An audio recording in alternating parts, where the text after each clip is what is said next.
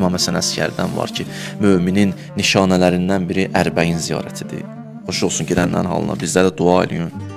Və başqa bir dənə ziyarətnamə də var, hətta Ziyarətül Ərbəyin haqqındadır. Salamlar verilir orada. Əsselamu alə vəliyillah və həbibih. İnşallah Ərbəyində olanlar salam verin. Əsselamu alə xəlilillah və nəcibih. Əsselamu alə səfiyyillah və minə səfiyyih. Əsselamu alə Hüseynil məzlumi şəhid. Əsselamu alə əsiril qurbat və qətilil əbərat. Salam olsun sənə ey şəhid.